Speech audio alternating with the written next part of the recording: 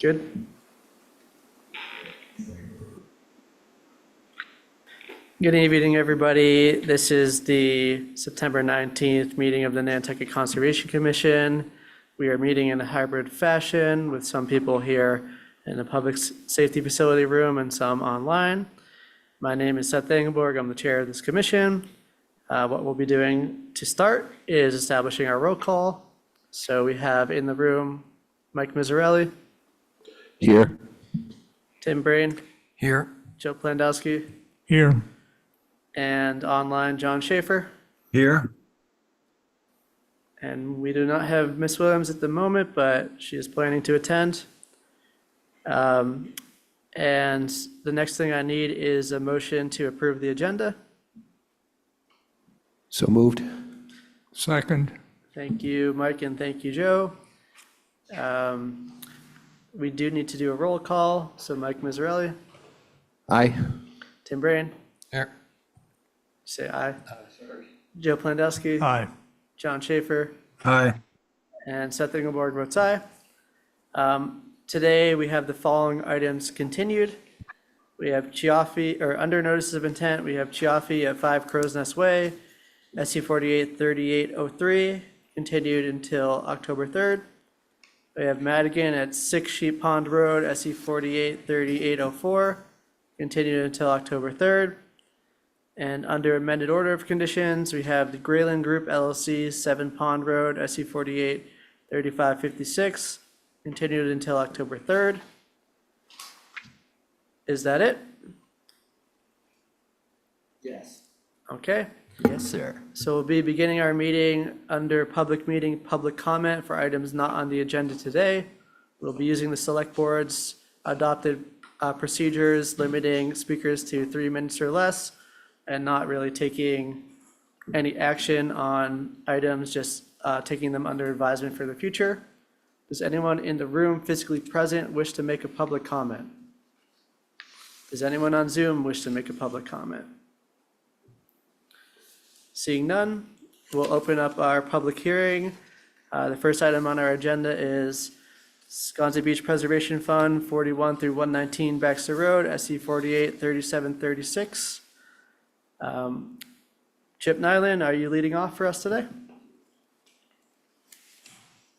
You're on mute, actually. Apologies. Yes, good afternoon, Mr. Chairman, members of the commission. Yes, I'm here representing SBPF. I think we're still going through the draft order of conditions. I don't have anything to present this evening or this afternoon. I don't know if there are any other updates. I did get a note from Jeff Carlson that Beverage and Diamond will be at the next meeting on October 3rd. Thank you, Mr. Nyland. The intent of today's meeting was to complete the section that we were working under, just has a few conditions left, and then to schedule additional meeting or possibly meetings, but hopefully not too many, so that we can get this back on a special meeting schedule. And in relation to what Mr. Nyland just mentioned, we do have an update from our special municipal council that they will be present at the October 3rd meeting, and they will have the report by then. So with that said, unless anyone else has any questions or anything to add, what we're going to do is go back to the order of conditions, finish the couple of items in the section, and then go on from there. Commissioners? Will? Just so I can get to the right spot, what condition did we leave off on last time? It is escaping me. It was,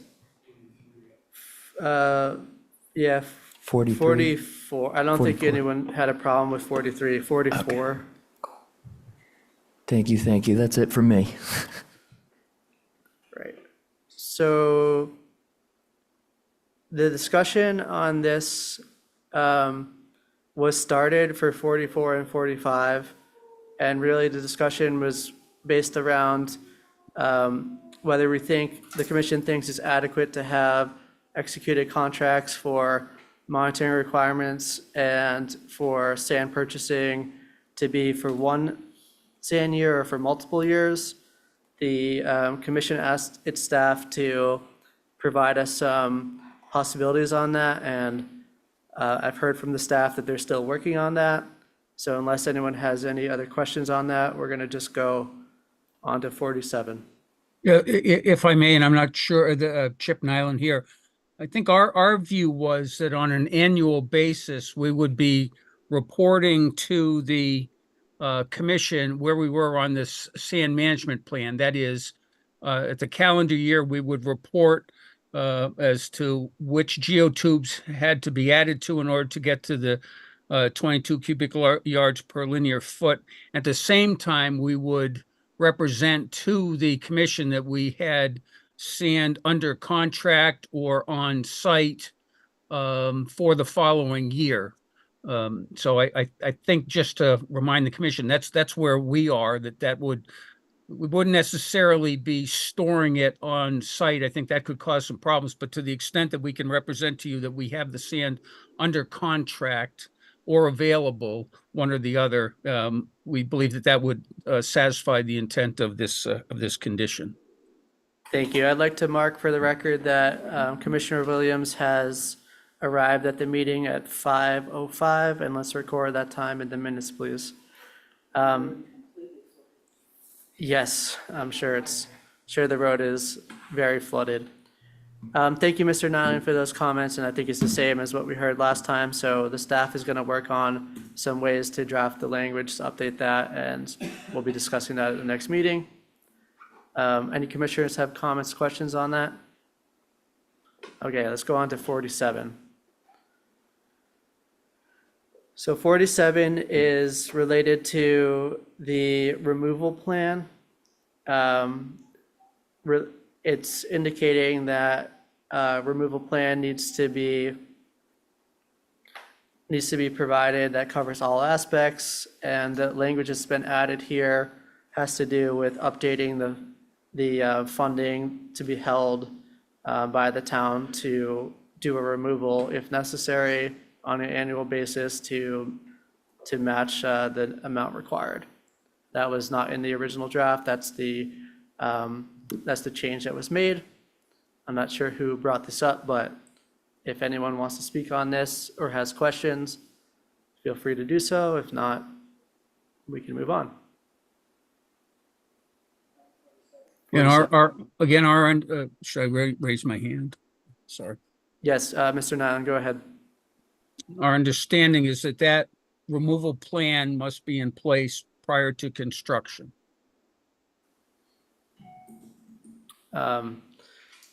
So, yes, this whole section is all requirements that must be submitted or must be completed prior to construction. Everything from 42 to 50 all relates to items prior to construction. Thank you.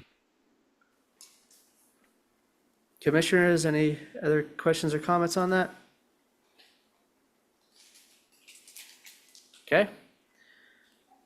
And then the last one in this section that we're going to be discussing before we move on to scheduling additional meetings is 49.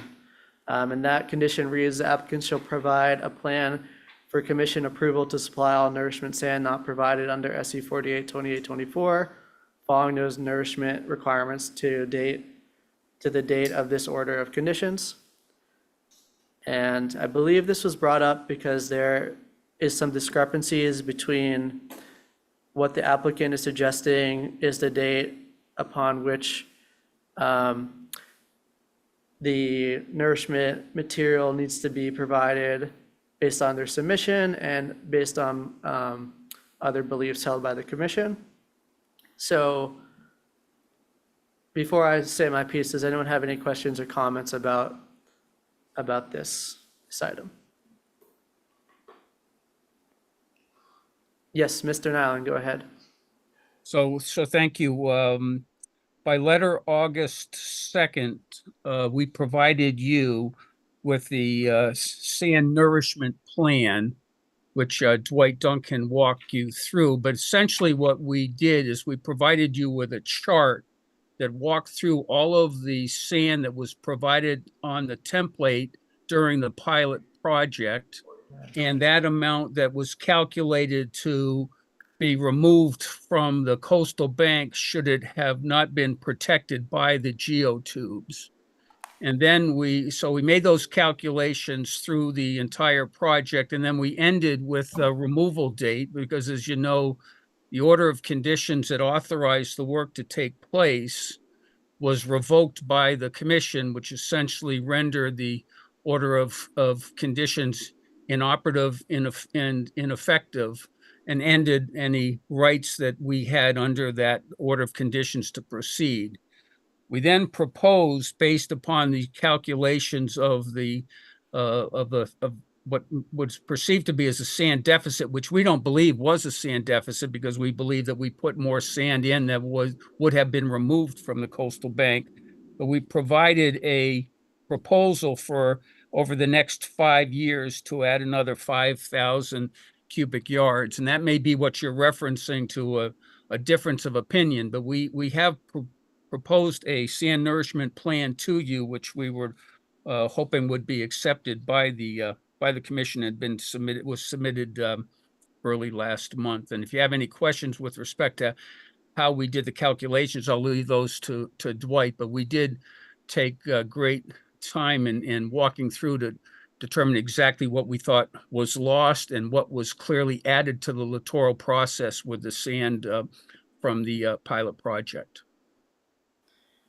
Thank you, Mr. Nyland. So my personal concern over the plan is that it only provides sand up into the date of the removal order. But if you think about the history of this project, that project, had an active permit that then was subject to an enforcement order, and now since has expired, and never received a certificate of compliance. But if you look at the history of the order of conditions and the enforcement order, there's nothing that should absolve the applicant of somehow not fulfilling their sand mitigation needs or duties between the issuance date of the removal order and today. And this has for a long time been one of the key issues in this project area. And one of the reasons why the commission held off on going through with the removal order process was to hope to see if there was a way to get this project permitted with the current notice of intent. That was done specifically with the assumption that this notice of intent would go back and retroactively deal with the total lack of mitigation from the time that deficit started until the current day. That's my feeling. I don't know if other commissioners agree with that, but I think if we just are simply saying, oh, it's okay to provide the required sand up until 2021 or 2022 and not worry about the last 2 years, that is not a reasonable way to protect our resource areas. So thank you. Commissioners? Linda, go ahead. I came in late to this beginning part of this conversation, but are they proposing to change the sand mitigation from what they applied for under this current one? Or are they going to accede to what they applied for in their plan in the current one that we're hearing? So this is confusing, but there's two separate things. Right, the old one and this one. In the last hearing, and I'll let the applicant speak to this as well, but in the last hearing, we talked about the adaptive sand mitigation procedures or protocol. Going forward, that would be the rate of sand delivered should this project be permitted. That they proposed in this application. Yes. Okay, But I'm there's not this, asking to change that part of it. No, but in this special condition, the separate condition, right, under reach two.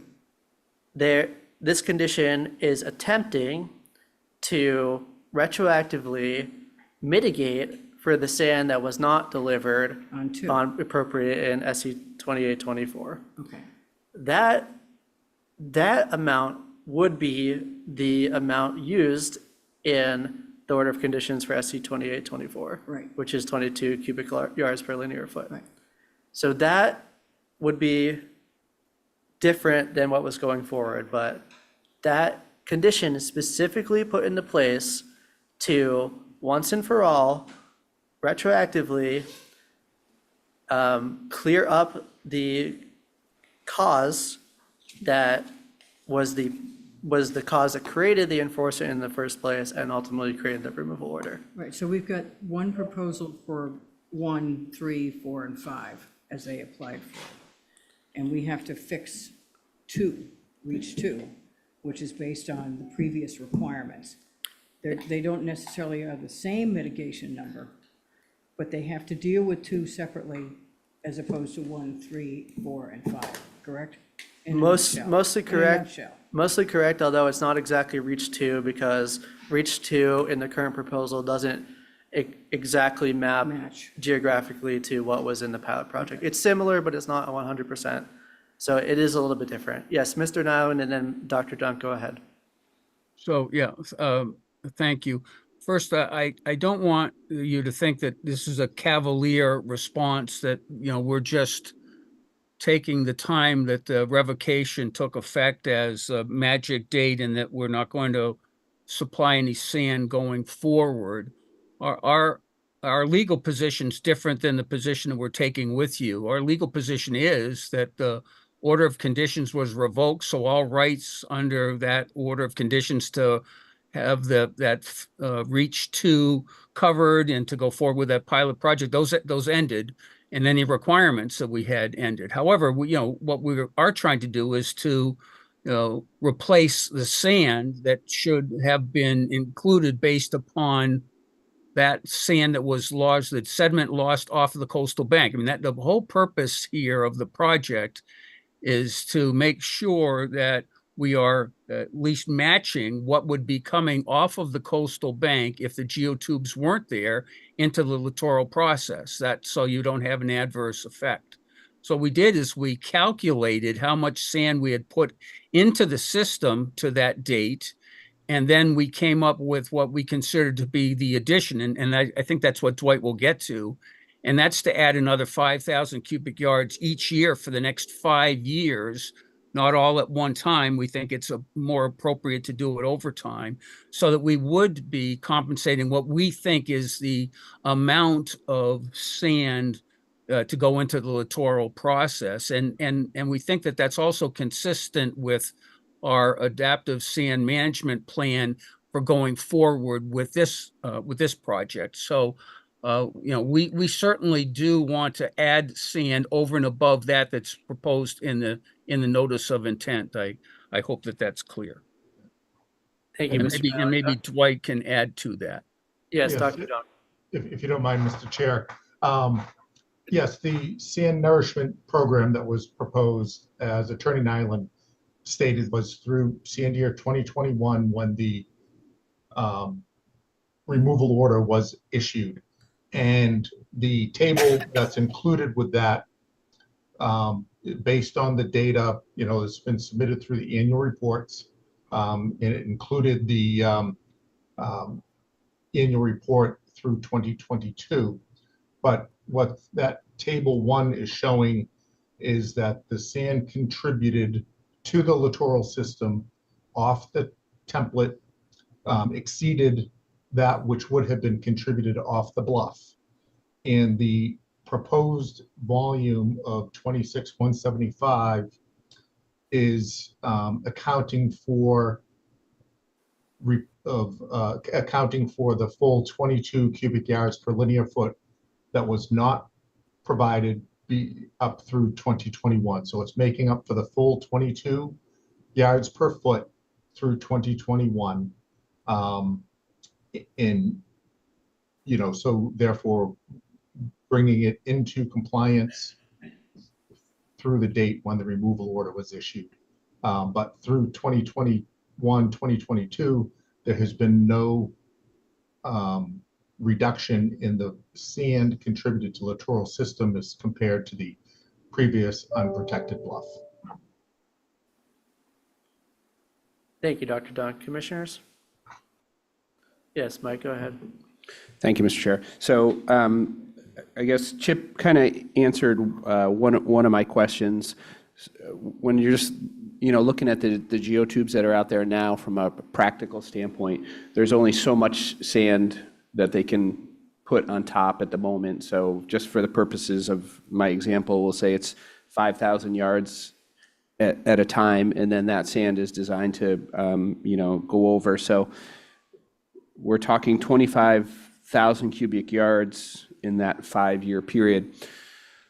I know the deficit sand issue has been kind of a hot button topic, I guess, for a better lack of a better. So I would certainly like to find a way to put that one to bed. I don't have what the answer is at this moment. I'll be interested to hear what other commissioners think, but it would be, it's not going to be perfect in my opinion. So I would like to find a way that we work with this 25,000 cubic yards or something more as well. But I'll be interested to hear what other commissioners think. Sorry if that Mike. was convoluted.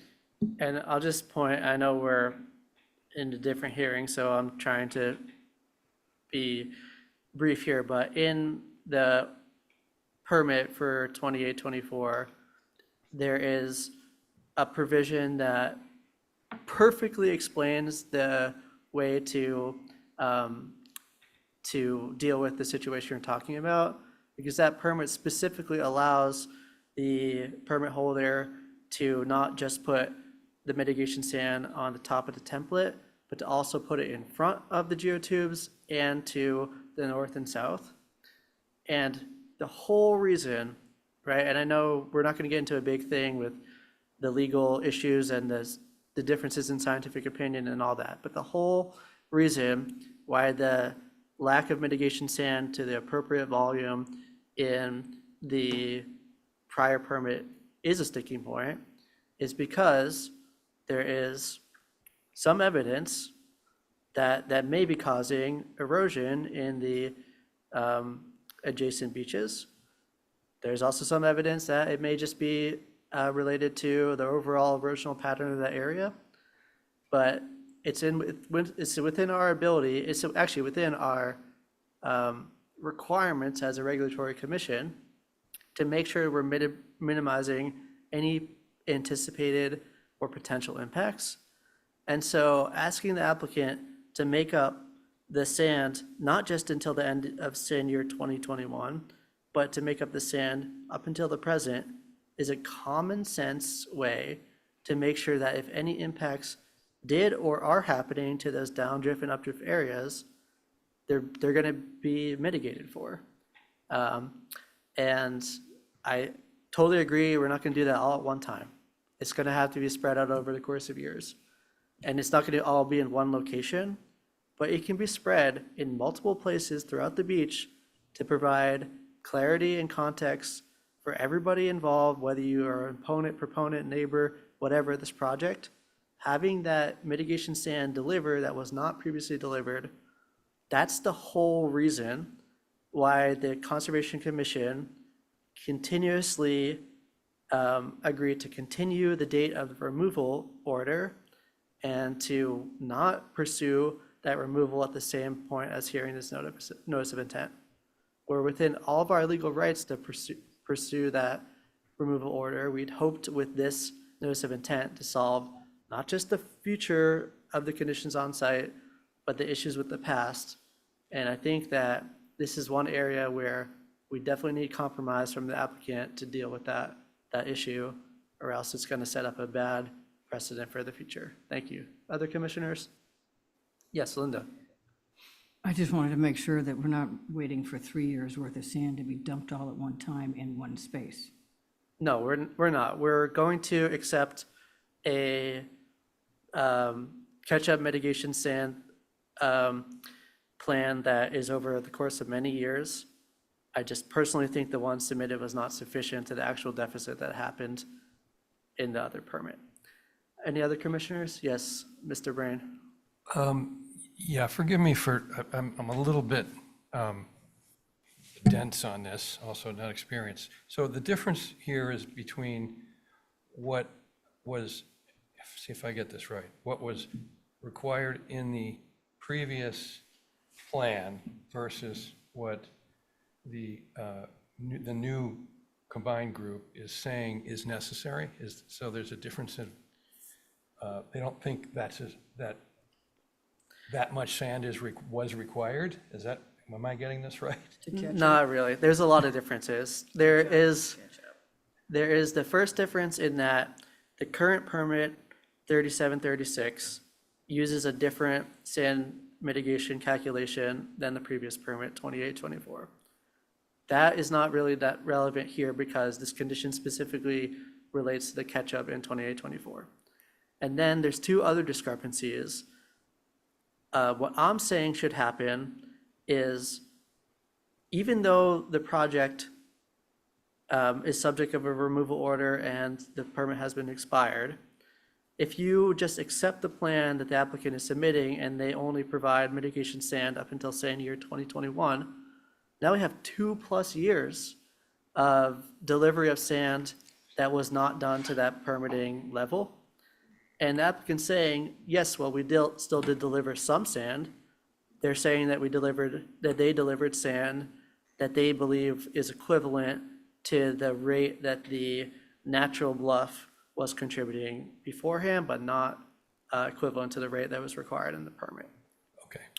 I think that, although I hear what they're saying theoretically, the sand should be delivered to the rate that was in the previous permit for this one specific condition, not moving forward, just for this one specific condition to deal with the catch-up that is required.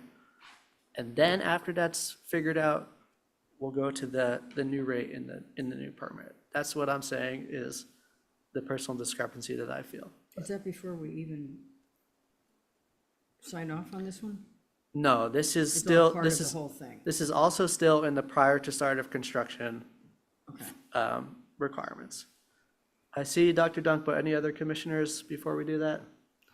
Joe, go ahead.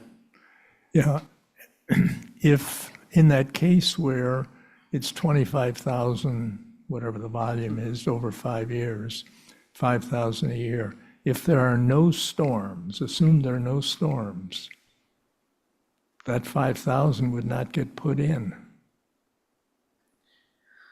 The 5,000 is getting put in no matter what, and I think also we do have, But if the 5,000 is getting put in regardless, then the 22 cubic feet per foot, linear foot, won't have to be provided if there are no storms.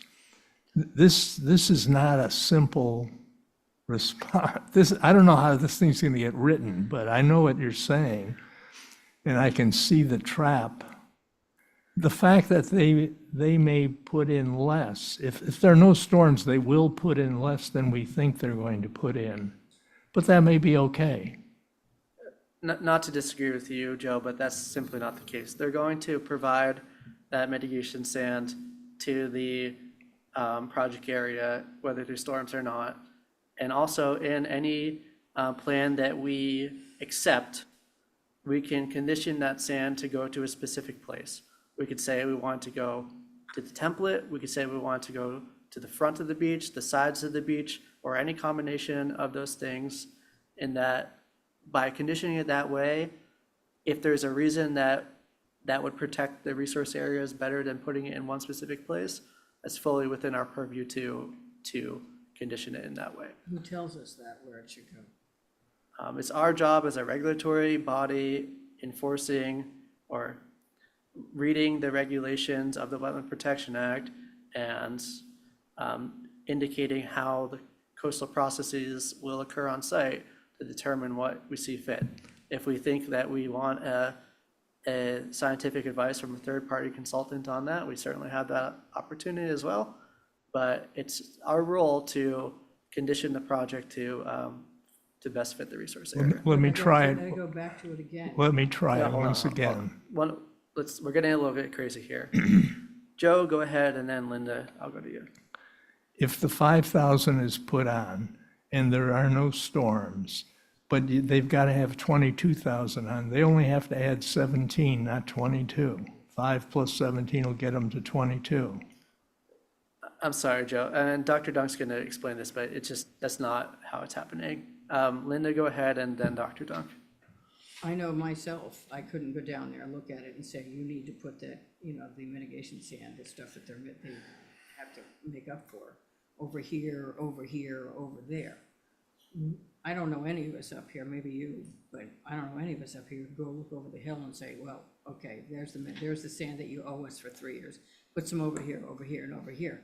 Who's deciding where that sand has to go that they have to make up? It's not me. Because I can't tell you by looking at it that I need it to go there. So who on if representing us tells them where they want the 3 years worth of sand to go? Whether it's tomorrow, whether it's spread out. We'll respond to that in a second, but Dr. Dunk, go ahead first. Yes, actually, just one point of order. It's hard to hear all the commission members who are in the room if you're not speaking into the microphone. But what I wanted to clarify, because I could hear it in a little bit of the discussion, is this makeup sand is in addition to the sand that would be placed pursuant to the adaptive sand management plan. So we have a season. It's determined that 10 cubic yards per foot is needed. I'm just pulling that number out of the air. So 10 would be needed to fill it up to 22. Then an additional 5235 would be placed over and above what was required that year for the adaptive sand management. So that additional sand is placed into the littoral system. So it's not in an attempt to reduce the total provided in this 5 years. It's to augment in the first 5 years anything that would be required based on the adaptive sand management plan. So in the example, Joe, we you were gotta go talking, through me. okay. Yes, go ahead, Joe. So in the example we were talking about, it would be 22 plus 5 or 27 that would be added. Yes, in that Correct. specific theoretical Got it. example. Okay, I've and- got it. And yes, if Dr. Dunk didn't make himself clear to everybody, it is the two separate things for the timeline of the catch-up. The catch-up is independent of the new sand requirements. But who tells us where to go? So we ultimately are the regulatory board that is tasked with upholding the protection of wetland resource areas. It's our job to tell applicants where to put it. If we don't feel like we have the scientific expertise to do that, then we certainly have the ability, as in any project, to seek outside expertise, outside opinion on that. But ultimately, we tell the applicant where to put the sand. Right, I'm only talking about the makeup sand, not the stuff that they're proposing, because we have a plan. Yes, But it's the makeup sand which is coming in addition, and that's, I if couldn't you, tell you to put it over there 200 yards going this way. if you would like the staff to provide some scientific technical advice on that, or you'd like the staff to engage an engineer to help provide that advice, you're welcome to make that motion. Okay, because if the staff can do it, then I'm perfectly comfortable with that. Yes, any other commissioners? I'm sorry, I just need some more clarification. So the real issue here is there's a difference between what was required in the previous plan and what they're proposing to put in makeup sand. There's a difference in volume. Is that? Yeah, the real issue is a little bit of a theoretical issue, but it's also a statistical issue in that their proposal proposes to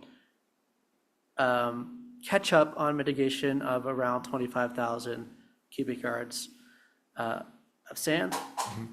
And if you just use some scientific assessments of the past permit, assuming it's been in existence from when it started to today, I'm aware it's expired, but assuming it wasn't expired, the deficit would be upwards of 50,000 and in some estimates close to 100,000 cubic yards of sand. So the issue is there is a mathematical disconnect between what the applicants are providing to the commission for a catch-up plan and what the deficit is in the past, or maybe in the past permit. And I know there's a lot of complexity based on that because of the legal issues and the removal order and the expiry of the permit and all that. But just with a simple mathematical calculation, the amount proposed in the applicant's catch-up plan is significantly less than it would have been had this permit tracked from when it started until today. Thank you. Any other commissioners? Yes, Mike, go ahead. Thank you, Mr. Chair. So if I'm just taking it back to simple math, and when the removal order came into place, let's say that's 3 years now, and if we went for 5,000, if we're using the 5,000, we're still looking for about 15,000 yards more of sand. Yes, thank you. Okay, members of the public, would anyone wish to weigh in? Please come up to the microphone, identify yourself for the record, and say if you might be representing anybody, and then say your piece. Great. It's Doug Rose, a member of the public, not representing anybody. Been following this discussion for several years now. I do think watching the confusion on the part of many of the commission members, it's very understandable, and I totally understand why you're having a hard time kind of tracking what the numbers are that are being proposed by the applicant and what the numbers would have called for had the original permit remained in effect. And so I've tried to figure it out myself and just do a simple chart, if I could, to figure out how to quantify the sand deficit. I think the root issue that is creating the material difference between what the applicant is proposing and what Chair Engelborg has suggested is one of timing. It's more about timing than anything else. When does the obligation of the applicant end and a new obligation begin? And I'm not a lawyer, I'm not a scientist. I would look at this simply as to say, if I could excuse all the legal questions, I would look at what are the reasons why the geotubes are still in place, and to a large degree for the last 3 years, they've gone unmitigated. And the reasons are that in the first year after the removal order was issued, the applicant refused to accept that and appealed. And that appeal took a year. The following year, it took about a year to put together a formal engineering plan to show how the geotubes could be safely removed. So that's another year that they've remained in place under the removal order. And then this past year, up until we are today, the geotubes are still in place because there's an expectation or a hope, I think collectively, that we could land on, that you guys could land on a acceptable plan for the future, right? But here we are, we're 3 years later. And again, it's less about whose fault it is. It's more about, in the meantime, the littoral system has been, the deficit to the littoral system has grown over that amount of time. So I think if you just look at the big ticket numbers, right? The applicant says their job was done when the removal order came. Now they're good sports and they're going to contribute above and beyond that to some degree, but they're not looking at reckoning with the entire 3 years of void that has happened since the removal order happened. And I'm sure I'm not explaining this in exact precision, but that's kind of my common sense understanding, is this is about how long is that gap and how accountable should the appointees, should the applicants be. I would only end by saying that the reason this condition exists is because this new order of conditions will take the place and retire the existing removal order. That's a big acknowledgement on the part of the Concom. The Concom issued a removal order and the geotubes are still in place. How do we retire that debt is what we're discussing here. And I hope that all made sense. Thanks. Thank you, Mr. Rose. Any other members of the public wishing to speak? Yes, I see on Zoom, but is anyone physically present wishing to speak? Okay, Mr. Ruthven, go ahead. Thank you, Commissioner Engelberg. I just wanted to kind of add to what Doug put very well.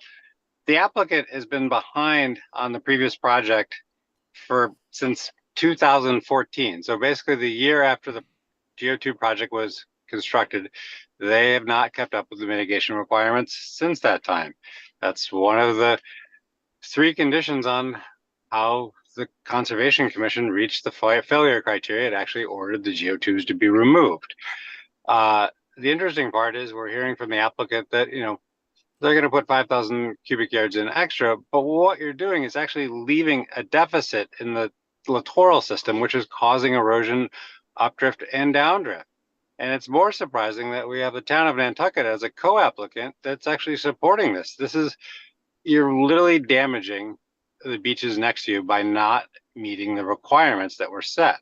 So it's really critical that the Conservation Commission look at why that condition was set, what influence it has on the resource areas, and the damage that it'll cause by not actually requiring that deficit to be made up. Thank you, Mr. Ruthven. You're welcome. I want to make one point in relation to what Mr. Rose said when he talked about how this permit that we're going through, this order of conditions we're going through right now will replace the removal order. He's not saying that as a theoretical statement. That's actually within the findings that are in this order. If you look at additional finding number 17, it says the commission finds that the existing structure as permitted by SC 48 2824 was not maintained in compliance with previous permits and was ordered removed. This order shall replace the removal order. So in keeping with the spirit of that, we, in the specific condition, need to deal with the lack of compliance in the previous permit and kind of clear that check and then move on. That's what the whole basis of my comments are today. Commissioners? Yes, Mike. Thank you, Mr. Chairman, and thank you for the public comment from the others as well. I'm not trying to dismiss any of it, but I'm guessing that we're one meeting away from having our legal representation, that we're going to have some questions for them based on the sand discussion, and particularly the deficit over the past 3 years. So I don't know how much longer we should go on with that today, or if we should save our questions for our legal representation. Thank you, Mike. I think we can probably save it and head on unless anyone else has concerns on that. Okay, and then nobody had any concerns about condition 50. So at this point, we're going to look to Mr. Nyland, do you wish to speak on condition 49 specifically, or is there something generally you want to talk about? You're on mute. My apologies. I did want to wrap up 49. I think it's important for all the commissioners to know that one of the reasons why we stopped putting the sand in according to the order of 2428 was because it was far more than we believe was necessary for the littoral process. It was a pilot project, and we believe that the number that came up, the 22 cubic yards per linear foot, was not one that was really based upon science, but we thought that the pilot project would tell us exactly what that number was. And ultimately, we believe that it was substantially more than would have been coming off of the bluff, which is one of the reasons why we ended that number.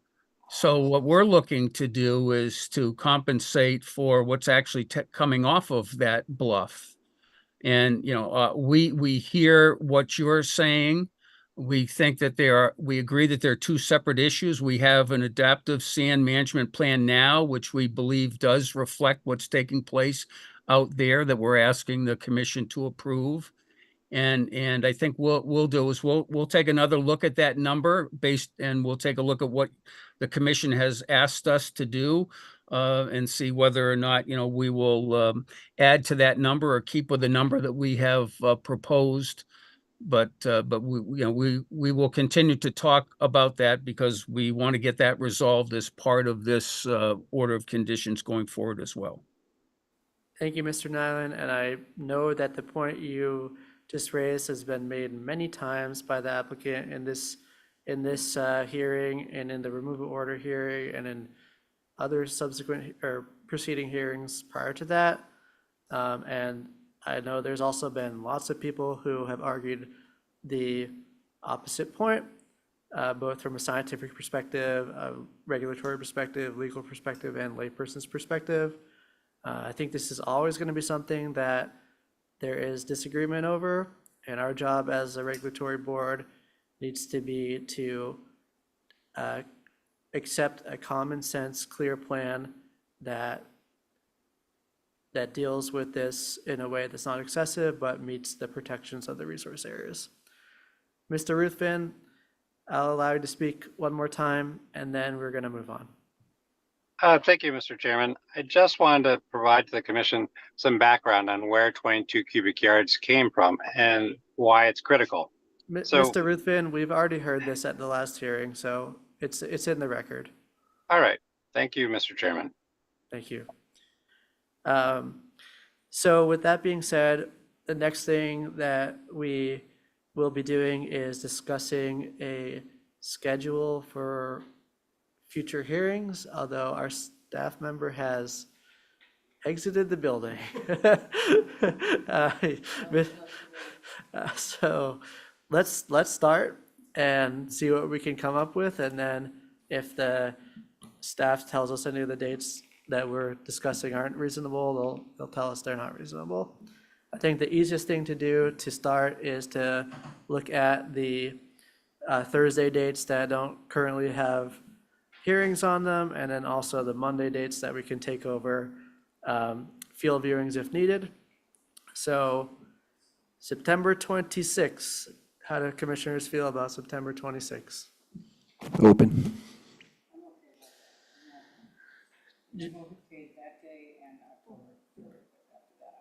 John Schaefer, are you available September 26th?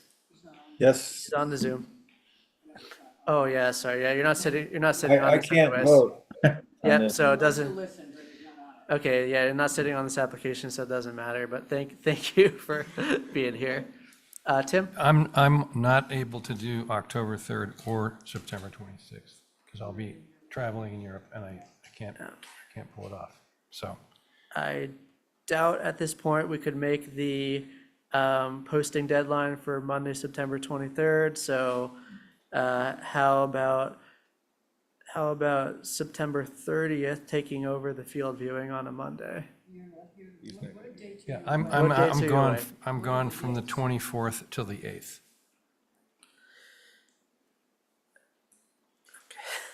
Sorry.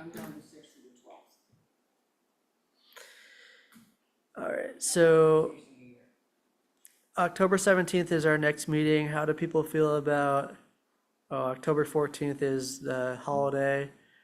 I don't know. If there's nothing before October 17th, I think we're just going to continue this to October 17th, and we can, I don't know, that's a question for Will. Aren't we meeting October 3rd, though? Yes, we're meeting October 3rd, sorry. We, Well, we could certainly meet for this issue on October 3rd, yeah. Yeah, but I can watch the video after, right? Have you missed a hearing yet? I've not missed a hearing. So you don't need to be there. You can use the Mullen rule to read in. Okay. Two only. Or one only. I just wanted to chime in real quick, in this room with this reservation where we can't make the 4 PM work, and I have this room booked for all of our meetings, and it's a little tough to change that, so I'd like to avoid that if possible. So we could do the 26th, but here's the risk we run. If we do the 26th and then Tim's not there and don't finish the hearing on the 26th and he's also not there on the 3rd, then we're running into participation issues. So I think the idea the idea really was to try to get a special meeting before our next meeting, but it doesn't sound like that's possible. So I think we're going to try to continue to October 3rd, but providing enough time at the beginning of the meeting to get this done, hopefully. There's no planning board that day, no ZBA that day, so I don't know if 4 o'clock's gonna be a problem. We can't do 4 o'clock. There's nobody that day. If there's nothing, then that should be fine. Okay. So what we're going to do is we're going to ask the staff to, we're going to ask the staff to look at the timing possibilities and to see if we could meet at 4 o'clock. And if not, we'll have to meet at 5 o'clock, but hopefully we can meet at 4 o'clock for a special start to the meeting, focus on SPPF to go through the remaining items on the order of conditions and hopefully make some progress on that. Representatives from the applicant, is that an acceptable plan? Yes, was that October 3rd that you're continuing to? It's not before then. October 3rd, yes. Right. Mistaken. And you're going to October- continue it till 4 o'clock, and if we're able to do that, then we'll go at 4, and otherwise we'll go at 5? Yes, we're hoping to continue to 4 o'clock to provide you the first item on the agenda and advance time ahead of our other agenda items. We need confirmation from town staff on that first. Once we get that confirmation either way, we will ensure that all members of the applicant's team, all members of the commission are aware, and then ultimately the agenda will be posted on the town's website for the public, but we will make sure everyone knows the specific time we're meeting. Yeah, I just want to make sure you know that you have to, when you're continuing it, you have to continue it to a date and time certain. So I'm just suggesting that you continue it to 4 PM. If it winds up not being at 4, we can change it to 5, but I don't believe you can change it from 5 to 4. That's my only point. And Seth, I agree with Chip on that. I'm listening in, and that's important that you continue to a date and time certain. Thank you, Mr. Pucci. We will be continuing to October 3rd at 4 PM. Thank you. And will we be then starting with 51? Is that where or 50? Is that where we'll be? Yes, we will be, no, 50, nobody had any concerns about, so talking about, or no, 51, nobody really had any concerns about either. So we will be starting with 52, the items prior to the start of phase 2. Okay. Thank you. Mr. Chairman, just one Yes, question Dr. on Dunk. October 3. Will Beverage and Diamond be available for, you said Beverage and Diamond will be available for the October 3 hearing? It's my understanding from Jeff that Beverage and Diamond will be here and available for the October 3rd hearing, although Jeff's not here today. So I guess we need to confirm that they're available for 4 o'clock on October 3rd as well. If it's not going to be at 4 o'clock, we have the ability to figure this out. I'll know by tomorrow. Okay. Everyone clear here? Everyone good? So Yes. SC 48, 37, 36 will be continued till October 3rd at 4 PM. Thank you very much, everybody. That will move us on in notices of intent to Sconset Beach Preservation Fund 59 through 83 Baxter Road, SC 48, 37, 59, represented by Dwight Dunk. Dr. Dunk? Yes, we're going to request a continuance discussion with town today that I understand that the town manager, although authorized by select board, has not yet signed the notice of intent form. Thank you, Dr. Dunk. Would you like to continue till October 3rd? Yes, please. This item will be continued till October 3rd. And that brings us on in the agenda to Hitheridge Nominee Trust, 36 Tennessee Avenue, SC 483807, represented by Paul Santos. Good evening, Paul. Good evening. Thank you. For the record, Paul Santos with Nantucket Surveyors on behalf of the property owner and applicant, Christopher W. Pollock and Pamela Pollock Hartwell, who are the trustees of Hitheridge Nominee Trust. This is a notice of intent application for 36 Tennessee Avenue out in Nantucket. The application is for the proposed replacement and upgrade of an existing septic system and construction of a garage on the subject property.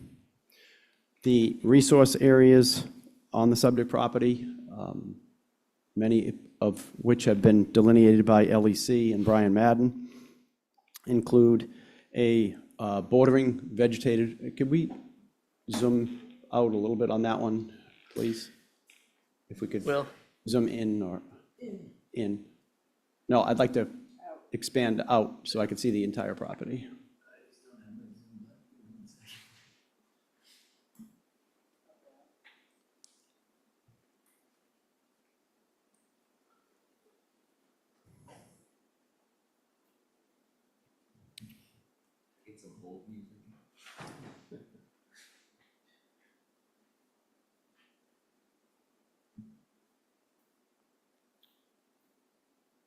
There we go, thank you.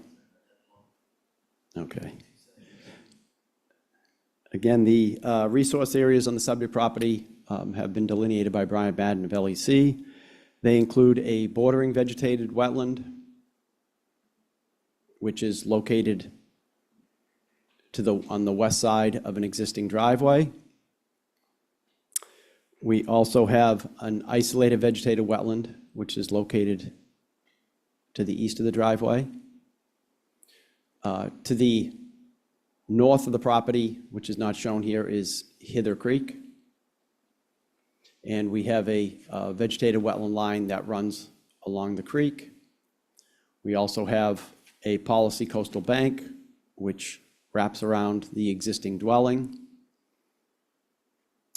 And those are the subject areas. We also have land subject to coastal storm flowage located in AE Zone 8. The work itself is a septic system upgrade. Currently, you have an existing dwelling, which services an existing septic tank and an existing septic field. That septic trench is a technical failure under the Nantucket Board of Health regulations. And by that, I mean it's a functioning system hydraulically, although it is a technical failure as it doesn't meet the groundwater separation requirement for this particular zone. We are in the Nantucket Watershed Protection Zone with regard to the Board of Health regulations. We are not in a mapped NHESP area, and the site itself is also currently serviced by an on-site well, which is located in this particular vicinity. There currently is municipal water in Tennessee Avenue, and the intent moving forward here would be to tie the existing dwelling into the municipal water system and utilize the existing well potentially for irrigation only. The buffer zones that you see are in red. We've got the isolated wetland here, which I will point out is approximately 230 square feet. So in January, when your new regulations take effect, this is an area that is less than 500 square feet. So there will be different regulations with regard to that moving forward. Currently, it is acknowledged as a vegetated wetland. I have a 25-foot no disturb, a 50-foot no build, and a 100-foot setback from that wetland. If this was January and this application came in, it would still be acknowledged as an isolated vegetated wetland. However, I don't believe the buffer zones would then be applicable to that particular particular wetland. So in that case, the vegetated wetland here would be the controlling wetland with regard to the setback. That being said, the septic system, as designed in this particular area here, does meet the setbacks from the wetland, the isolated vegetated wetland as it exists today, with the 100-foot buffer zone being in this particular area. The septic system upgrade would include an IA technology, as we are in the Nantucket Harbor watershed, as I had said. We've also met the 300-foot setback. This line here is a Board of Health regulated setback, which is a 300-foot setback from a Nantucket nitrogen-sensitive area, which Hither Creek does fall under. So the system itself complies with both the Board of Health and the Conservation Commission regulations with regard to setbacks. The proposed garage is depicted in this particular area here. It is outside, it is just within the 100-foot to the isolated vegetated wetland. It's outside of the 50-foot no-build to the vegetated wetlands, the isolated wetlands, and the policy coastal bank. Any future work or design in this particular area probably would come back as either a minor mod or an amended order of conditions. We did show it on this particular plan just to give a sense of the upgrade we are currently proposing. Other than grading associated with installing the septic system, there's no work currently proposed at the existing dwelling. This application is simply for the upgrade of the septic system and the proposal for the potential future garage on the subject property. The property itself, we see here, is rectangular with regard to Tennessee Avenue. Access driveway is in this location. Oklahoma Avenue is a paper street. And then the current owners also own this back section here, which fronts on Hither Creek. Property rights to the center of the unconstructed Oklahoma Avenue do exist for the current owner. There is an existing boardwalk here, which goes out to the creek that's been there for a number of years. Again, that's the subject application. We do have submitted a complete list of the performance standards. Will, I'm just wondering, did you receive a DEP file number for this one? I did, yes. Yes. What is it though? 3807. Okay, so we. For the record, yes. Okay, and apparently we do have our DEP file number. What's that? My microphone was off, that's Oh, why I okay. repeated myself, everybody, sorry. It's And I'm happy to answer any questions that the commission may have. Thank you, Mr. Santos. Commissioners, Linda, go ahead.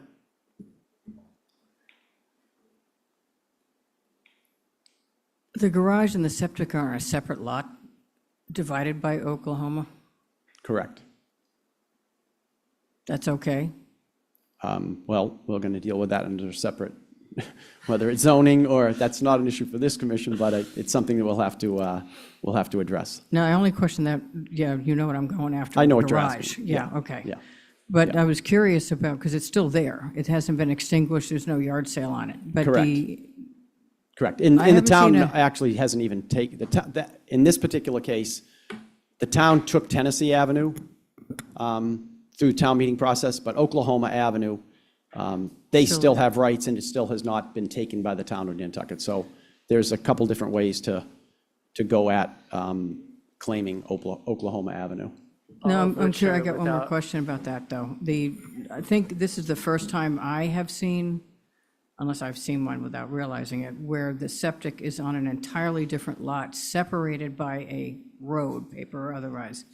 And that's okay? So with respect, Mrs. Williams, sorry, that's. Oh, don't without- call me Mrs. Williams, that's my ex-mother-in-law. Linda, that's outside of our purview. No, but under our regulations, the septic can be on a separate lot from the structure that it's servicing? We don't care about lots at all. Or We care about roads in the way, resource areas. You or could, roads you or could have, anything we don't else? care about roads. You Okay. could have projects spanning over multiple properties or in water bodies or in road layouts or, the lots don't matter to us at all. Because my only question was, it's not contiguous, and I didn't know if that impacted what we're allowed to do. It does not. Okay. Yes, There you Will, go. do you have something to add? It's Paul's problem. Yes. It's going to be Paul's problem. The septic is already on that front lot anyway, as it exists today. Other commissioners, any questions, comments? Members of the public, any questions or comments? Will, we have everything we need to close?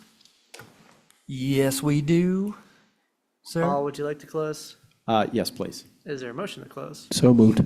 Second, Thanks, Mike. And Linda for the second. We do need to do a roll call. oh, John, do you have a question before? I did. I just wondered if hi, Paul, if you were gonna have a silt fence during construction. Yes, there'll be some type of, actually, I'm not too concerned about the siltation moving in this particular area, but there will be some type of construction fence or silt fence, as we're just working in that one limited area on the corner. We'll also need to stake the property line and demarc that area too. Thank you. So a motion has been made and seconded. Unless there's any further discussion, let's go to a roll call vote. John Schaefer, Aye. Mike Miserelli, Aye. Tim Brain, Aye. Linda Williams, aye. Joe Plandowski, Aye. and Seth Ingeborg votes aye. That carries unanimously. Thank you. Thank you as well. And we will go on to Nantucket Islands Land Bank at Rio Bacchus Lane, SC 483805, represented by Liz Phelps. Good evening. Why do they have air conditioning on in here right now? Liz, are you with us online? She's in the attendees. Through you, Mr. Chair, I'm just going to promote Liz to a panelist. She's just got to accept. Sounds good.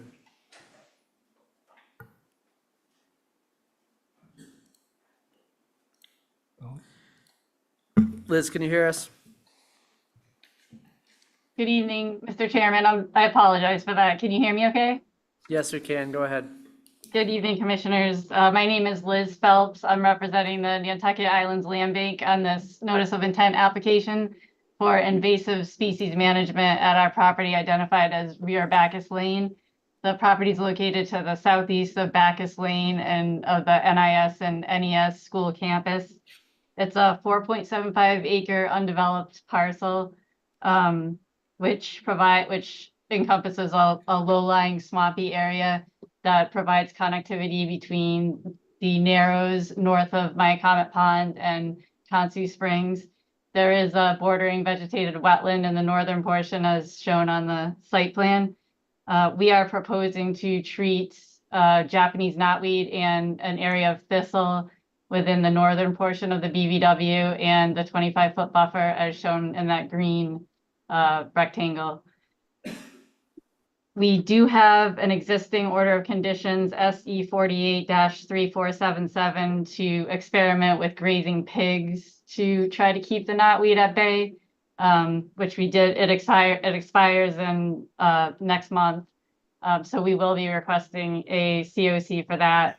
The current application is to use several potential methods for treating the knotweed and thistle, which include possibly grazing pigs, but also mowing, cutting, and herbicide treatment, specifically glyphosate and triclopyr, possibly.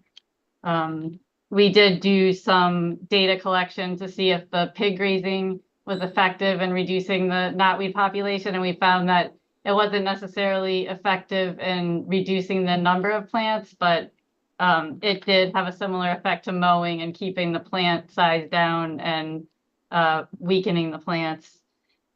So we would document, our treatment methods and the condition of the invasive species in this area. We believe that this would be a net environmental benefit to the site. I do think a waiver is required because there is a portion of the proposed treatment area that is within the BVW. The area is not within mapped natural heritage rare species habitat, so no review is required by natural heritage. Happy to answer any questions that you might have. And thank you for your time. Thank you, Liz. Yes, I remember the pig proposal, and I was a big proponent of it at the time. It's sad to see they didn't quite get what we needed done, but commissioners, any questions? Yes, Mike, go ahead. Thank you, Mr. Chair. A question for Liz. Is this work, Liz, that you're going to do this year, or, I mean, it's a 3-year permit, you have time, is it? Or is it more stuff you're thinking for next year? It's probably at this point too late to do anything this year, but we wanted to have the option of possibly cutting it. But yeah, it's most likely gonna have to happen next year. Thank you. Other commissioners? Yep, Tim? I'm all in for pigs. Just to be clear, they are retaining the ability to use pigs in this permit. They're asking for the opportunity to use pigs, herbicide, and cutting and mowing. So they have a whole suite of techniques available to them. So just because they're not solely using pigs doesn't mean that they won't be using pigs at all, potentially. Exactly. Any other commissioners? Potentially. Members of the public, any comments or questions? Yes, we have one. We have Brian Mullen. If you could please bring them over. And then Brian, can you introduce yourself for the record? Any connection you may have to the project or abutting properties, and then go ahead and say your piece. Sure. Hello, Brian Mullen. I live at 12 First Way. Very proponent of having this move forward. I hand cut that spot for 2 years before reaching out to the commission. So it's a really big growth. So I want to continue to keep this progressing. And what I mean by hand cutting is it was progressing onto the 12 First Way, our yard. And so there was like 4 feet into emerging into our property yard. So anything to do to prevent that from happening again would be, I am very much for. It just takes an awful lot to keep on cutting that and preventing the spread. Thank you, Mr. Mullen, and I'll let you know that you also have the ability to apply for a permit to manage that on your property if you wish, or you could ask the land bank and try to convince them to amend their permit to include your property if they're willing to do that. But that's kind of outside the current permitting process, so thank you for your comment. Great, thank you. Any other members of the public? Will, do we have everything we need to close?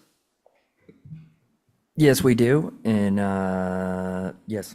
Liz, would you like to close? Yes, please. Is there a motion to close? Motion to close, Mr. Chairman.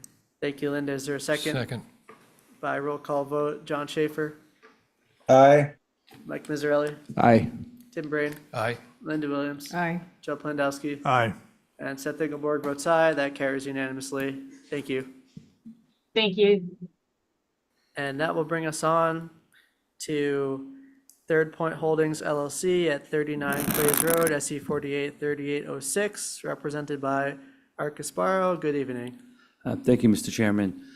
For the applicant, Art Gasparo, Nantucket Engineering, we're before you tonight with an application for a residential redevelopment project at 39 Quays Road, fronting on Nantucket Harbor. There are 2 existing residential structures, a house and a garage on this property. They've been there for quite some time and served by an on-site well and septic system. Those are shown in the light gray lines on the plan before you. And then we have a coastal bank on the property with the shown in blue, the top of the bank, the 25, 50, and 100-foot buffer zones shown in green. On the opposite side of the sand traveled way, that is Quays Road, is a border and vegetated wetland. And we've also shown the 100-foot buffer zone to that resource area. Shown in red are the proposed structures. We're proposing to pick up, move, renovate, reconstruct the structures there as shown in red. We're also proposing to remove the existing septic system, which is right around the 50-foot buffer zone, and replace it in its entirety with a new IA septic system shown in the bolder black line. We do need a waiver to keep that within the 100-foot buffer zone. We've done our best to move it as far away from the coastal bank and the harbor as we can. And then you can see the corner, I've got it so that it's right about 100 from that vegetated wetland on the opposite side of the road. And reconfiguration of the existing driveway is also included with some retaining walls and grading, partially associated with the septic system and maintaining the improved separation distance to groundwater from the existing leach bed. We believe this project overall, we have asked for waivers because of the structural elements, because of the work that exists within the 25-foot buffer zone and the structural elements within the 50-foot buffer zone. We believe this project is a clear net benefit and that the waivers are justified. You can see that the structures will be removed in their entirety from the 25-foot buffer zone, and then there'll be a decrease in overall structural area between the 0 and 50-foot buffer zone. There'll also be a significant increase in the horizontal setbacks from the top of the bank by moving both structures landward. We are somewhat limited in how far landward we could go due to the required setbacks to the septic system. We're sort of out of space here. So I think we've done the best that we can with this situation in terms of placing the septic as far as we can from the harbor and then moving the structures back. So with that, we'd be happy to take any questions, comments, or concerns that you might have with the application. Thank you, Mr. Gasparo. Commissioners, Linda, go ahead. All right, did you say you were relocating them or demolishing them? Because it looks like both the structures are going to get demolished, reconfigured, and then constructed anew, because it says proposed structure. So I didn't, because you said relocate, but they're going away. Both of these structures are going away, according to this, right? If I may, through you, Mr. Chairman, the garage is going away. The house, I'd have to verify, but my last understanding was that a portion of the house was being relocated. The mass, as you can see, is the same. I was given the plans. I could verify whether there is a partial save of that or whether it's a complete demo and rebuild. I'm not sure, and I'm not really sure that it impacts the particular application. Okay, I'm just curious because between the 50 and the 25, it looks like there's an expansion of the structure, if that's a new porch, new stairs, et cetera, new stairs to the garage. So I just didn't know if they're both getting demolished and then we're expanding the amount of structure between the 25 and the 50, because I'm looking at the plan and that's what it looks like. I could address that if you'd like, Mr. Chairman. Yeah, I was just going to say, is that really material? I think it is good practice, permitting practice in applications seeking the long-term net benefit waiver that we receive a calculation, a net gain, net loss calculation of structural area within all the buffer zones. So if you could provide that for us, we would appreciate it. I have it, and I can read it into the record, or if there are other additional concerns, but I would want to continue to address that. Between the 0 and 25, there is a 352 square foot reduction. In other words, 352 exists and goes to 0. Between the 25 and 50, there's a 65 square foot increase. But between the 0 and 50, there's a 286 square foot decrease. So when you look at the 0 to 50 in aggregate, the net benefit is a reduction of structural area of 286 square feet. And the horizontal distance to the bank is increasing from what to what? About roughly the depth of that deck is 10 feet, I believe. So it's essentially going from 15 to 25 or 16 to 26, something like that. Thank you, Mr. Gasparo. Any other commissioners' comments, questions? Any questions from members of the public? Yes, approach the microphone and introduce yourself, who you represent, and say your piece.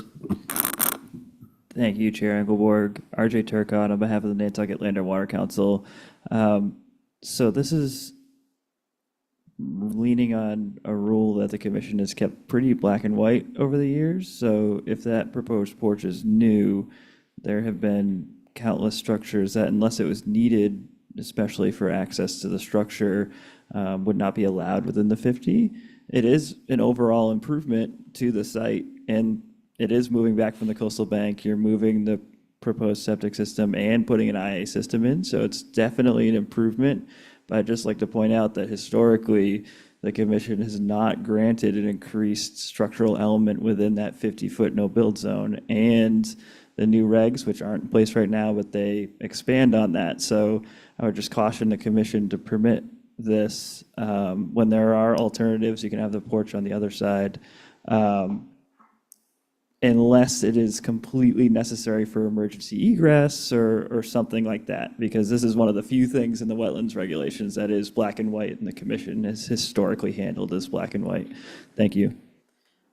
Thank you, Mr. Turcott. Any other members of the public wish to weigh in? Do any commissioners have comments on that? Yes, Linda, go ahead. I'm looking at the, you may be able to confirm this, I'm looking at the aerial, and the structure does have a substantial porch on the water side now. What you're doing is you're wrapping it around the, what would be the north side or the west side when they relocate it, but it does have a fairly sizable porch on it right now. So it doesn't really show on your plan as to where it is right now, that some of that is a very large porch. So I'm just want to just clarify that, because I'm just looking at it now to see what the footprint looks like. Mr. Gasparo, would you like to respond? Thank you, Mr. Chairman. Yes, Ms. Williams is exactly correct. I tried to remove some of the labels just for the clutter on the drawing, but that feature that is shown in gray is an existing porch. And then also on the existing on the west side of the house, the line with the little X's on it is a fence, which is like sort of a lattice and fairly significant. Whether it would be a structural element or not, I think is sort of quasi there, if you would. But it is all, disturbed area, and I think that exactly we are proposing to wrap the porch. I think that historically the commission also has granted waivers for structural elements when they see that the overall project does represent a net benefit to the protected interests. And I think that's the case here. So we're basically infilling that section on the west end for on the structure with that wraparound porch, and I believe we included the architecturals in there as well. Thank you. Any other questions or comments from members of the commission? Check the public one more time. Will, do we have everything we need to close? Yes, we do.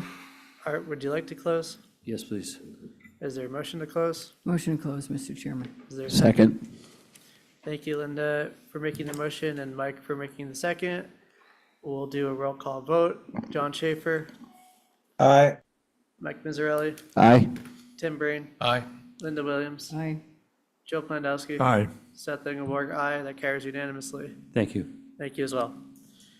And that will bring us on in the meeting to amended orders of condition. We have El Nagar, 30 Union Street, SE 48, 3652, represented by David Haynes. Good evening. We'll never get away from this deck. Good evening. It's the last meeting. At the last meeting, you brought up a concern that the deck that was out there underneath the sauna was blocking floodwater from coming in underneath it. We went out there, took another look at it, and the photograph that you had before was on one side where the gravel was right up to the edge of the wood, and it didn't look like there was any opening underneath the wood for floodwater to get in there. The subsequent site visits, I went out there and I looked, and at least on the other two sides, there are gaps underneath it. The boards are set up on blocks on the corners so that they're not right on the ground. Some area of the ground is touching it. Other areas, there's a way for water to get in underneath there. And also there are gaps in the deckings for rainwater to come through. So I think we're satisfied. I didn't need to have them raise it up or anything. And there are gaps underneath that portion of the underneath that deck for flood water to gain access. Thank you, Mr. Haynes. Satisfies my concerns. Does any commissioners wish to comment? Any members of the public? With that being said, Will, do we have everything we need to close and issue this? Yes, we do, and I also rattled a stick around under there to make sure that it was a void. Very scientific test. That's how I roll. Is there a motion to close the hearing and issue the amended order of conditions? Motion to close the hearing, Mr. Chairman. And issue the amended And order. issue amended the order. Thank you, Linda. Is there a second? Second. We'll give the second to Joe. By roll call vote, John Schaefer, Aye. Mike Mizzarelli, Aye. Tim Breen, Aye. Linda Williams, Aye. Joe Plandowski. Aye. Seth Engelberg, aye. That carries unanimously. Thank you. Thank you very much and have a good evening. You as well. And next up, we have the Nantucket Land Council at Nantucket Harbor, SC 48, 3092, represented by RJ Turcott. Good evening. Thank you, Chair Engelborg and Commissioners. So we are before you tonight to make an adjustment to our eelgrass restoration project because we've had some incredible success down on the Monomoy site, but the site we chose, which is on the screen right now, up at Bass Point, is not doing great. So I'm going to leave it to our two eelgrass managers, Prerna and Tristan, to present to you why we chose a couple of new locations for the seeds that they worked so hard to collect this summer. Thank you. If you could please state your full name for the record, and then you can go ahead, that would be great. Prerna Patel. Pull that thing down and talk about it. Prerna Patel. Tristan N.A. Thank you, Commission. So as you know, eelgrass is an incredibly important species for our local ecosystem. It provides a critical habitat for a variety of marine species, and it plays a key role in maintaining the health of our harbor. For the past 2 years, this will be the third summer completing the project. The Nantucket Land and Water Council has been working to restore diminishing eelgrass meadows throughout the harbor. We've seen incredible success, as RJ said, at our Monomoy site east of Second Pier. Surveys conducted this summer showed a 90% success rate for restoration. On the other hand, again, as RJ mentioned, at Fifth Bend, we've had some setbacks. We saw a 0% success of restoration, and we attribute this to high temperature, high turbidity, and bioturbation by spider crabs, all of which have made it impossible for eelgrass to establish itself there. And this summer, in 2024, we gathered 800,000 seeds from 25,000 eelgrass reproductive shoots. Originally, we planned on planting these at the Fifth Bend restoration site, but given the continued unsuccessful efforts, we believed it was best to use them at a new location in the harbor. We want to emphasize that 800,000 seeds are a huge resource, especially for the water quality of the harbor, and we don't want to waste it on a site that will not work. Because of this, we're requesting amendments to our existing orders of conditions in order to seed the new locations in the fall. After conducting surveys, talking to folks at the hatchery, and discussing internally, we decided that the sites with the best chance of successful restoration are 2 half-acre sites, one at Fourth Bend and one west of Second Pier and west of our current restoration site at Monomoy. Our goal is to seed and monitor these new sites from fall 2024 through the spring and summer of 2025 to evaluate how well the seeds will take and whether or not these sites are viable for more intensive restoration efforts in the future. As of now, we don't plan on closing these sites for anchoring and dredging, as we have done with our previous restoration sites, until we've gathered enough data to confirm their potential. If we find that the Fourth Bend location does show promising results, however, with successful germination and shoot survival, we might consider closing it off for further protection, just like our site at Monomoy. If we do this, we will also open up the site at Fifth Bend. Thank you for your attention and time. We're happy for your help to house our near million seeds.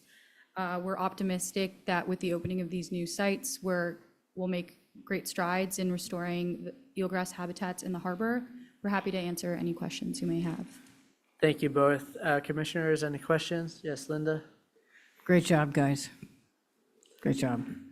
Anyone else? Yeah, just a question. Having fished in the harbor with a drop line from a 10-foot dinghy when I was a little kid, spider crabs were everywhere. They crawled up. They were stuck to the fish when we pulled them up. They just crawled up the line when there was no fish on it. How do you think, if you're going from the Fifth Bend to the Fourth Bend, which is where we used to fish, how are you going to keep the spider crabs from going to the Fourth? I mean, they're all over the place in there. I mean, they're just 10 times more than they used to be. But how are you going to keep them from getting after it at the Fourth Bend? So the major difference between Fourth and Fifth Bend from our surveying or snorkel surveys, Fifth Bend is a completely barren bottom. It's genuinely a horseshoe crab graveyard down there.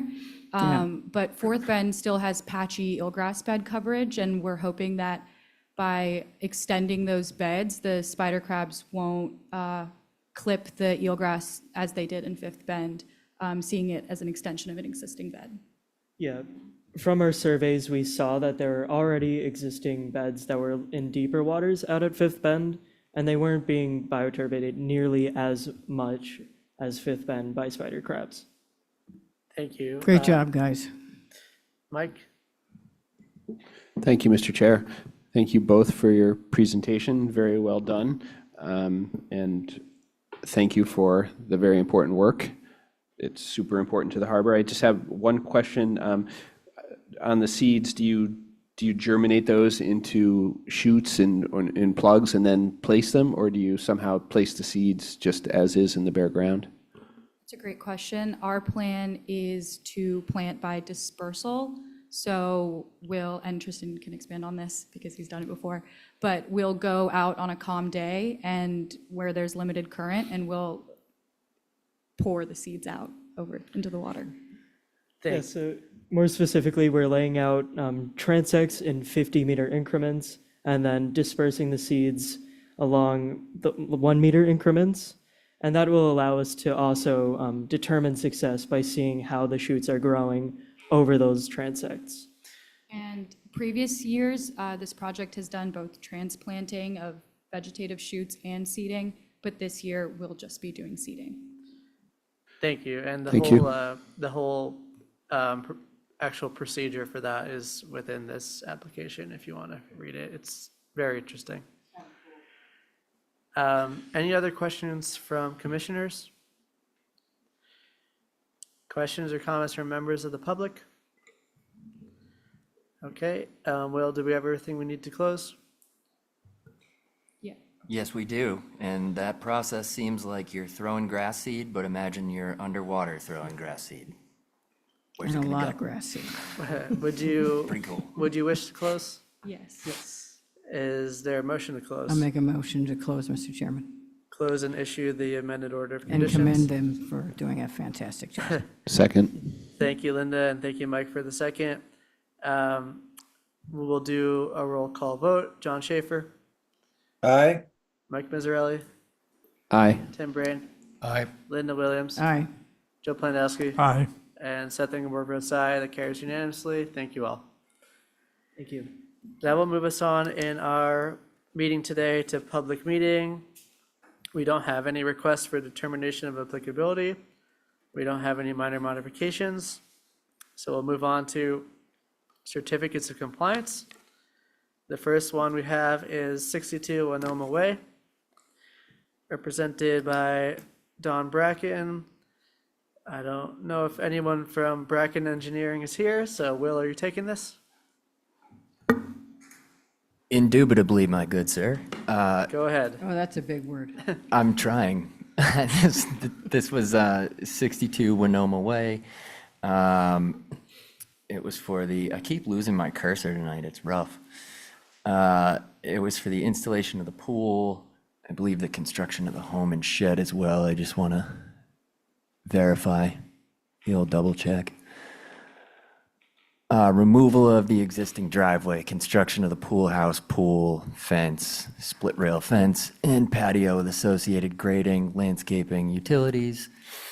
The site was in compliance upon inspection. We only had one relevant pool condition because it's a little bit older, I guess.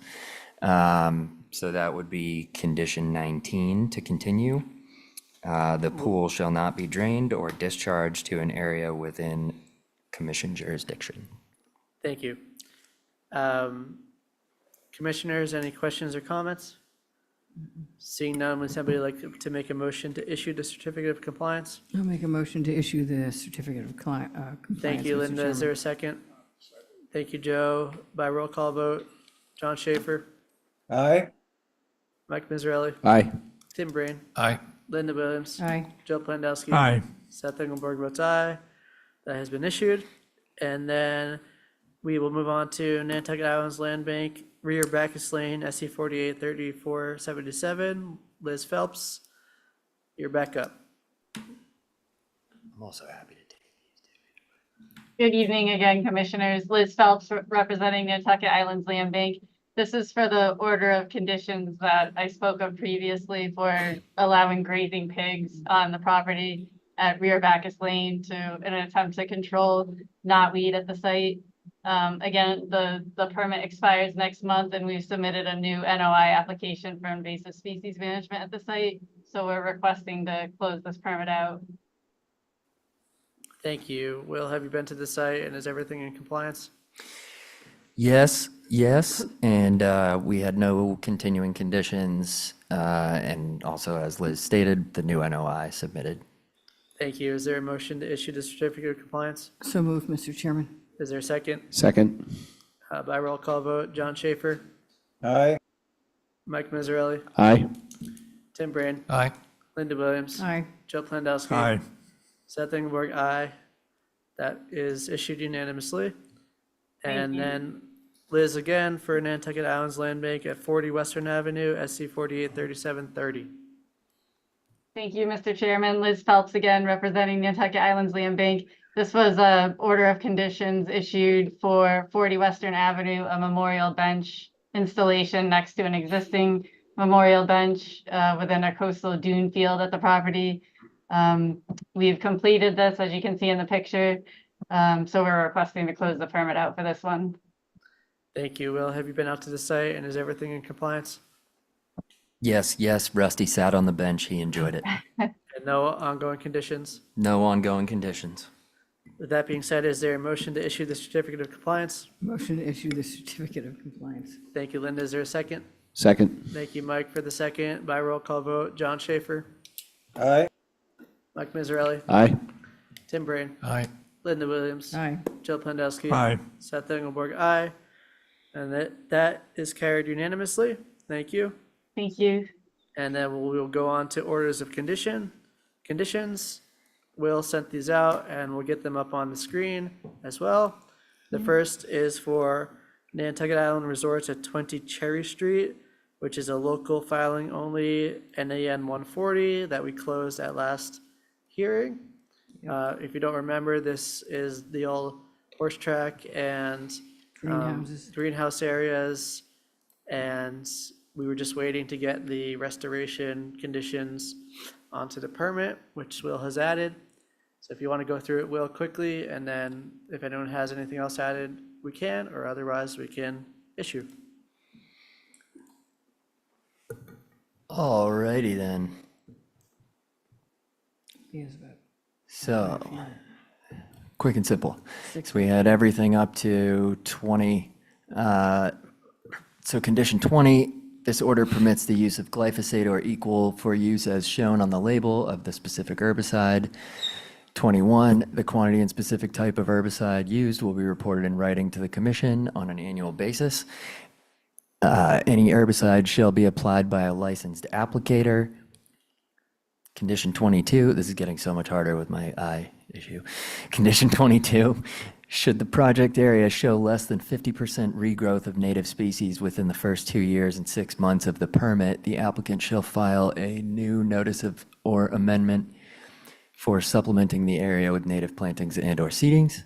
And 23, all reports are required annually by anniversary of issuance until a certificate of compliance is issued.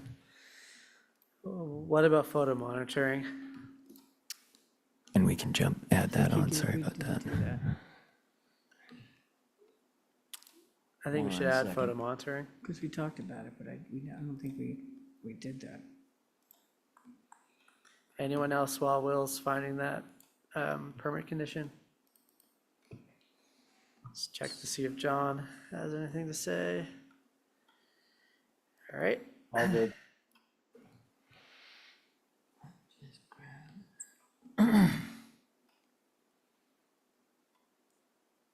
Why do we want photo, oh, it's in town, but why do we want photo monitoring? It's kind of an interesting site.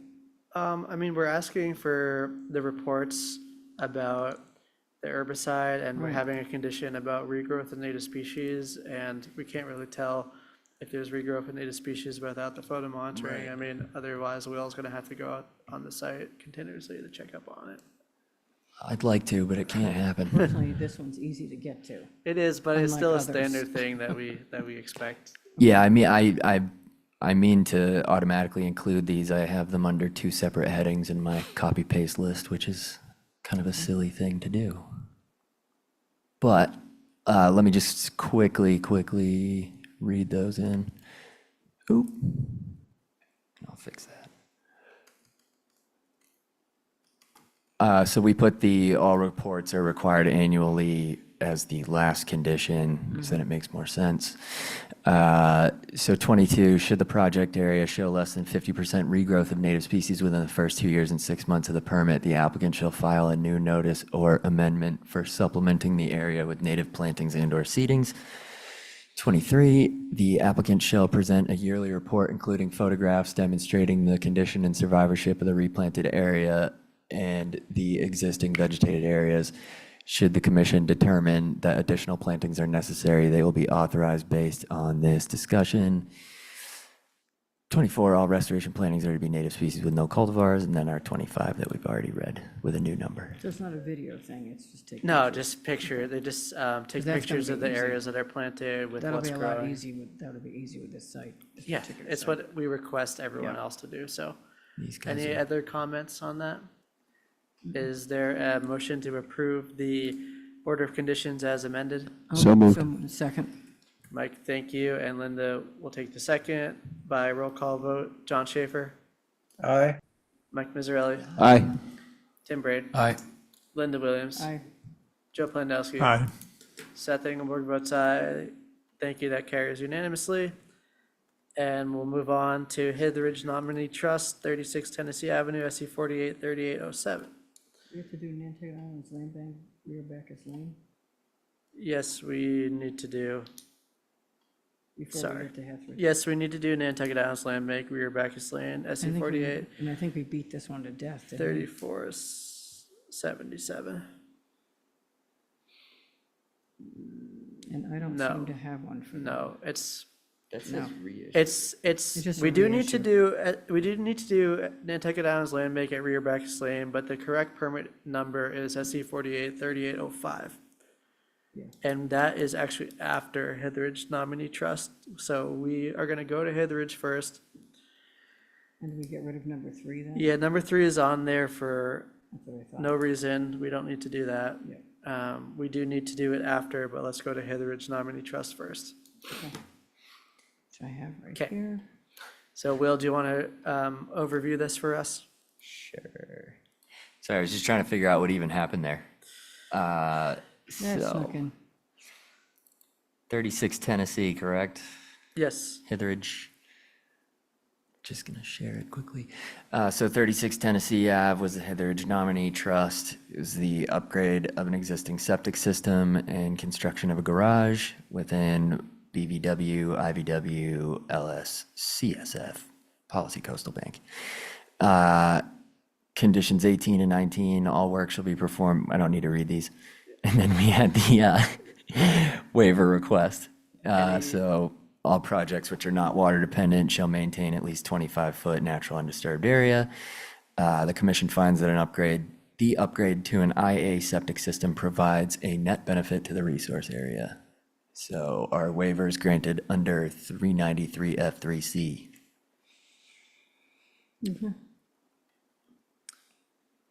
Any questions, comments, anything?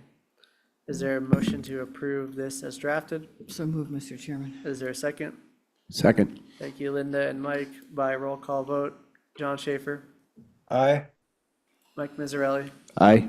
Tim Brain, Aye. Linda Williams, Aye. Joe Plandowski, Aye. Seth Engelborg, aye. That carries unanimously.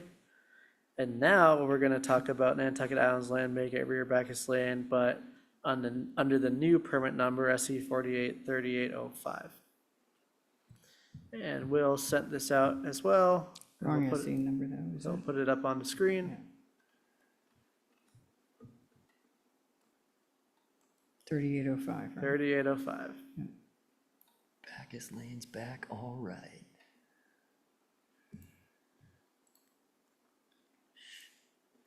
All right. Rear Bacchus Lane, this was our invasive species management with a plethora of methodologies included. This is exactly the same as what we just did on Cherry Street with the addition of the photo. Yes. Yes, I think we should add the photo monitoring on this one, but I think also because of the proposal to use a multitude of methods, we should have in the report a requirement that indicates that they document what methods were used in what locations and for what duration. So And that the we can, efficacy as well. the efficacy, well, yeah, that's exactly what I'm getting at. Yeah. And they're probably gonna be taking that data anyways, so it's not a burden to them. So it'd be 23 would be the photo, and 24 would be that, and then 25 would be the last. Yeah, one. we'll put the photo monitoring in 23, and then he'll add a 24 on this documenting the types of use, and then the current 23 will be down to 25. Anything else while he writes that and pulls it together?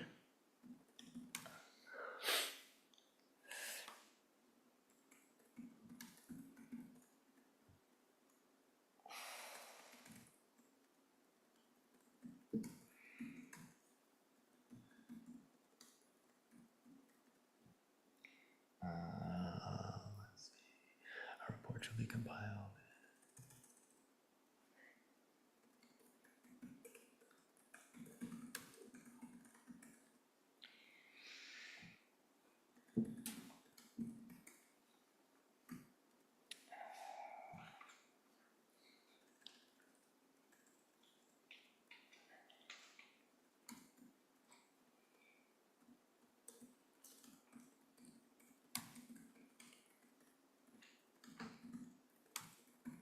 Oh, watching it in real time up there.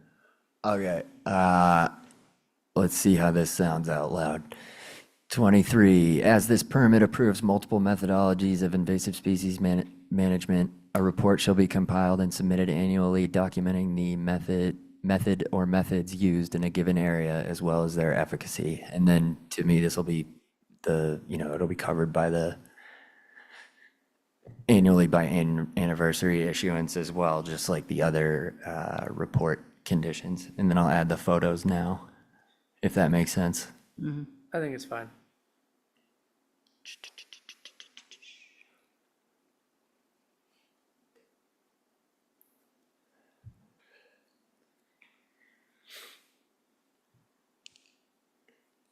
So we're down to 26 then.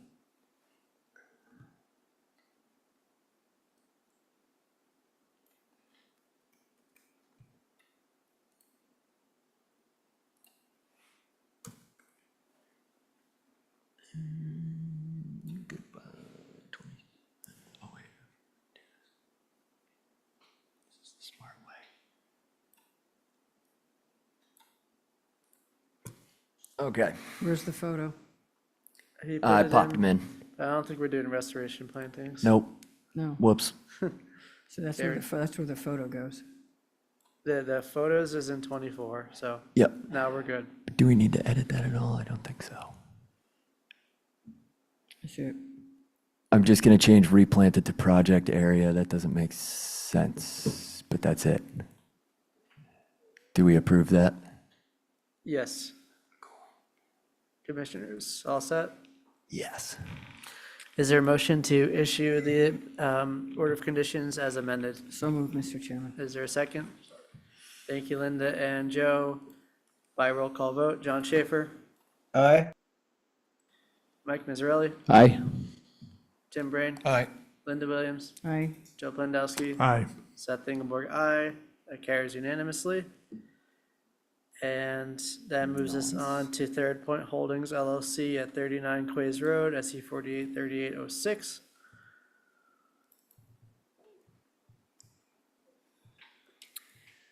And Will, feel free to overview this.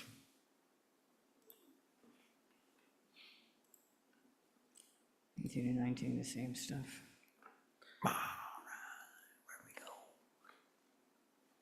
All right, 39 Quays Road. This order permits the replacement of an existing home, garage, and septic system with associated grading, landscaping, and utility installation within buffer zones to coastal bank, coastal beach, and bordering vegetated wetland. We can talk if we want to change that wording at all. It was this, not to trip myself up here, but we had conditions 18 and 19, and then I added in the exterior lighting condition. And we have our waiver for 390-18B1 to maintain at least a 25-foot natural area. Structures which are not water dependent shall be 50 feet from a wetland. The commission finds that the upgrade to an IA septic system provides a net benefit to the resource area. So again, waiver under 393F3C. But yeah, my one question for the group would be, do we want to change this permit overview sentence based on that discussion? Because it's we're potentially moving some of the house. I don't know if I'm getting caught up in semantics, but. You're worried about the word replacement, that's what you're saying? Mm-hmm. I'm not really. I don't know if it matters. I don't think it does. I mean, renovation and replacement. It doesn't really matter. I think it's fine. Okay. I just don't want them to get into a situation where it's replacement and we don't acknowledge that it's not that building moving over there, the building's going away. Does that matter to us? It can matter, but I think what the discussion, or really the lack of discussion at the, on the commission's behalf, during the hearing when it was open, was that the lack of discussion indicated to me that commissioners believed that the applicant had met the burden of proof to show that there was a long-term net benefit. That long-term net benefit is the same whether it's the relocation of a house, the renovation of a house, or the construction of a new house. So if somebody believed otherwise, they should have brought that up during the hearing. It was the net benefit, I'm all right. So if you want to cover your bases by saying relocation and replacement, that's fine, but. Yeah, I would think we should probably put that in, just for jollies. Because I come at it from a zoning point of view, and if it doesn't say that, it's not happening. Okay, anything else other than that? Is there a motion to issue the order of conditions as amended? So moved, Mr. Chairman. Second. Thank you for the second, Mike. By roll call vote, John Schaefer, Aye. Mike Mizzarelli, Aye. Tim Brain, Aye. Linda Williams, Aye. Joe Plendowski. Aye. Seth Ingeborg, aye. And we'll be moving on to extension of order. We have Waterfront Pocomo LLC 17 Loretta Lane, SC 483552, represented by Art Gasparo. Art, good evening.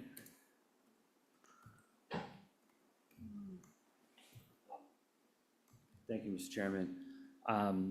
The applicant is just still working on figuring out, I think, exactly what they want to do here, and is hoping to extend the order so that they have more time to essentially complete the project.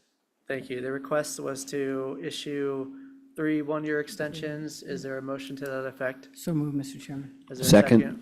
Thank you. By roll call vote, John Schaefer, Aye.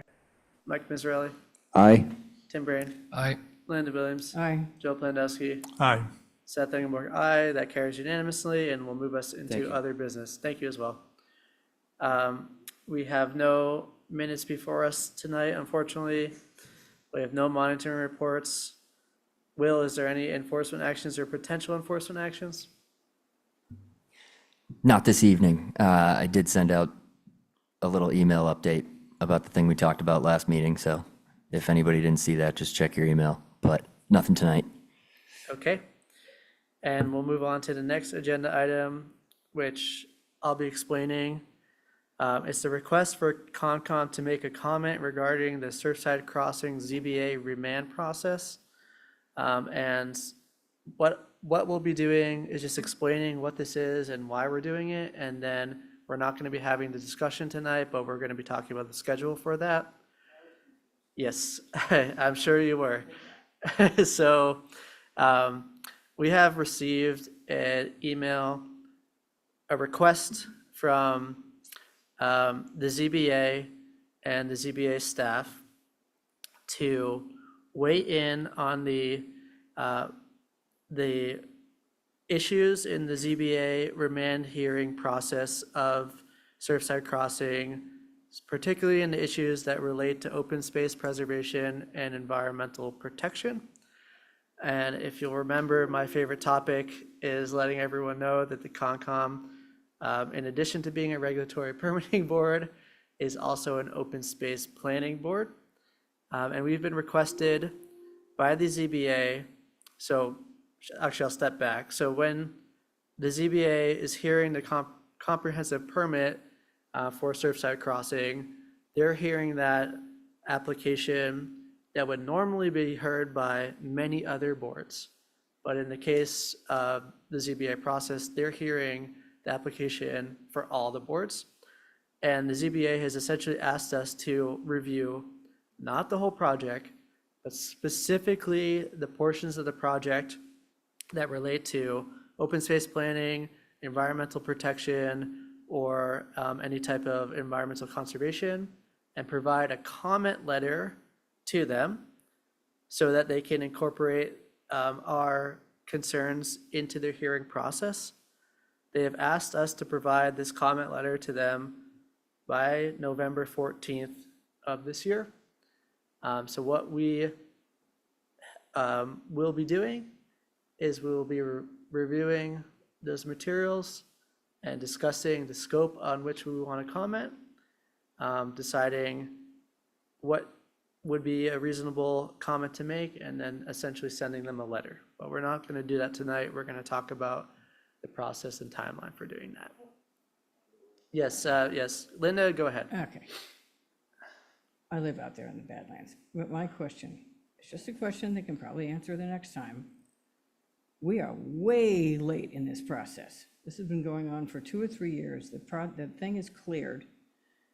And, you know, right now it's open space, but it's a big pile of 11 acres or whatever it is of dirt at the moment.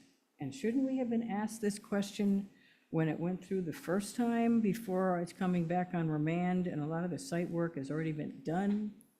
That's just throwing it out there because this seems a little ridiculous that it's after the fact. Yes, basically. we absolutely should have been contacted way before this, way before any permits were even heard by the ZBA, way before any of the Housing Appeals Commission happened, way before any of the court cases. We should have been The clearing of offered all the way before the trees. clearing.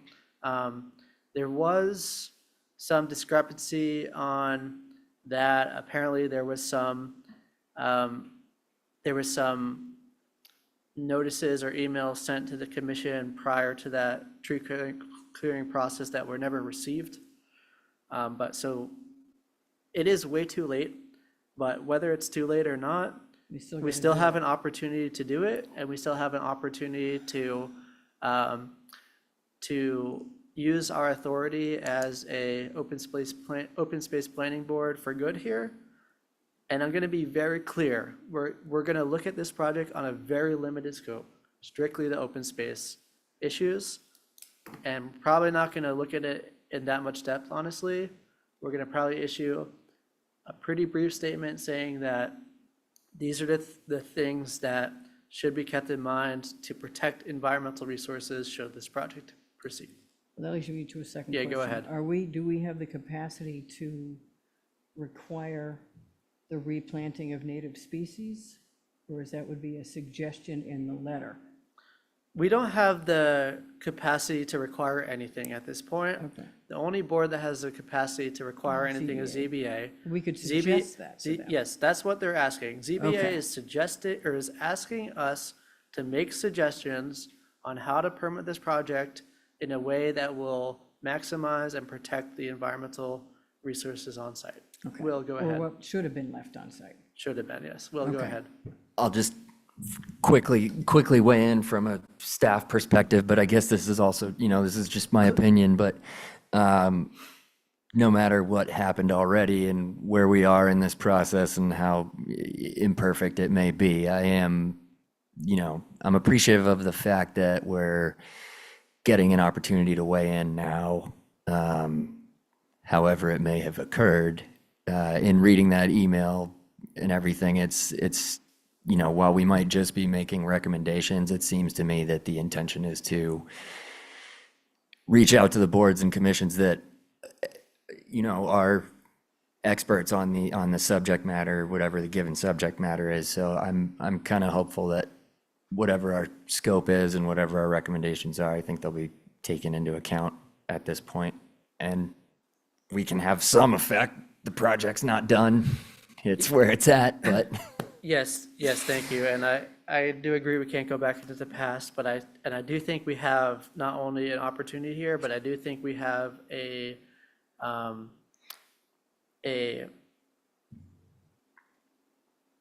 responsibility to act on this because it is completely within the purview of the other part of our mission that we oftentimes forget. Yes, Linda. Well, having run the ZBA for 25 years and written 2 of the comprehensive permits, and being at the Housing Authority where we have 2 or 3 comprehensive permits on us, when they do, just for edification for everybody, when you do a 40B, there are at least 11 or 12 different town entities that are required under the 40B statute to be notified in a full set of plans, because I remember Billy had all 14 sets sitting in that office that he was shipping out to people, and they were this thick and this wide, that those plans are supposed to be given to the regulatory boards, the ones that can weigh in, and we obviously should be weighing in. But those are required to go out before the first hearing of a 40B. And it's of concern to me that it wasn't, I'm not opposed to the project, but it was concern to me that we were not notified like all the rest of them are supposed to be notified ahead of time. And I saw them, they were sitting on the table, because we should have weighed in before any clear cutting took place. So I'm Thank still you. concerned about this not happening again. Thank you, yes. And before we make those assumptions, we do have to check with Jeff to make sure that that was not received by the office. But what I can tell you for certainty is that the commission never had a hearing on anything. There very well may have been plans submitted to the office, but it was not ever talked about by the commission. I don't think we should, I understand what you're saying, and I am concerned about it too, but I don't think we can do anything at this point by dwelling on the past. All we can do is provide our comment at this point. Another 40B, and I don't know if we'll have another one. We're in safe harbor to some extent. If there's another 40B coming in here, we need to sort of pay attention what's in the newspaper or whatever, that we are notified the next time. Thank you. Yes, we do need to be better on that. Any questions or comments from commissioners? So the biggest question I have for you is, would you like to schedule a special meeting to discuss this outside of a regular meeting? Or do people feel like they want to just read the packet and provide any suggestions they have to Will, who can compile a document, and then I can in my chair role, review that document and sign it and submit it? How would you all like to proceed? I'd rather do it that way than try to get another special meeting. Or you can send out what you've come up with to have feedback go to staff. Okay, and I will note the packet is very large. Well, that's what I'm saying. I've It's- seen the packet. It's but- 1,500 pages, so. Yeah, don't go there. I do ask that you just look, really, there are some plans in there, there are planting plans. I did a preliminary look at it. I looked at the planting plans. The planting plans that have been suggested are 0% native species. So, I think we should weigh in on that, saying it should be native species. But I know with the sophisticated tools and technology that we have to us today, please go through the packet, try to identify any environmental conservation issues that you might have concerns over, and then send them all to Will, directly to Will, none of this reply all or anything like that, directly to Will. Will will then compile these concerns, and Will and I will work together to get a letter into place. And frankly, I trust your judgment on this, because this is where you are the expert, given your background. And we were always concerned out there that it was very fluffy, and it wasn't native species. And and it was all native species to begin with, and everybody around them is native species out there in the Badlands, including in St. Joe's Path. I would really leave it to your discretion to go after that part of it.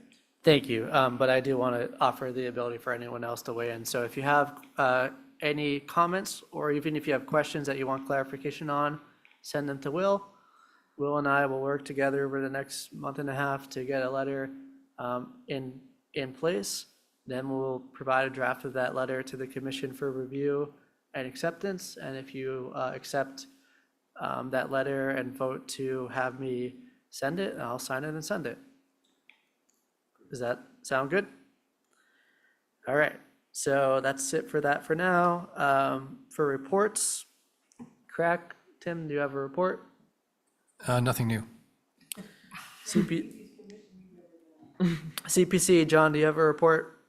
Just quickly, we got our grant applications in, we're signing projects and moving forward with the new interviews for the new grants. Thank you. NPNEDC, Mike, Let me any just report? add to that. Okay. Nothing new to report. Because I'm the chairman of the CPC, we got 13 applications, $16 million in requests, and only about $3.5 million are we going to have to allocate. So this will be an interesting fall. Thank you. And Mike, thank you for saying nothing to report. Harbor Plan, Linda? We were closing in on drafts, final drafts. We have a meeting on Monday. We haven't, because of scheduling and Labor Day and stuff, we haven't had a meeting in about a month. But we're closing in on rearranging the draft. At our last meeting, we had a public meeting. We had probably over 30 people, almost 35 people in here. And several of them brought up stuff that we had not entertained that should be included in the draft. So I think what we're going to be doing on Monday is looking at the public comments from that public meeting and incorporating those things, because they were really well thought out and very relevant comments. So I was very pleased with that. So we're closing in on an actual final draft for everybody to review. Thank you. Will, let's make a note to cross off Offshore Wind Work Group because we don't have a representative. And that will bring us to commissioners' comment. Any Another good commissioners? meeting, Mr. Chairman. Thank you. Any other comments? Any administrator or staff reports? I was just gonna say, for the ZBA remand, even if your comments are super, super general, feel free to send them just so that your friendly conservation agent has a little direction, and it's, I have opinions too. I will, but please feel free even if it's super general. And other than that, no major comments from me, and thanks again for a great meeting, all y'all. Thank you. With that being said, is there a motion to adjourn? So moved, Mr. Chairman. Thank you, Linda. John will take your second. And by roll call vote, John Schaefer, Aye. Mike Mazzarelli, Aye. Tim Brand, Aye. Linda Williams, Aye. Joe Plandowski. Aye. Seth Engelborg votes aye. This meeting is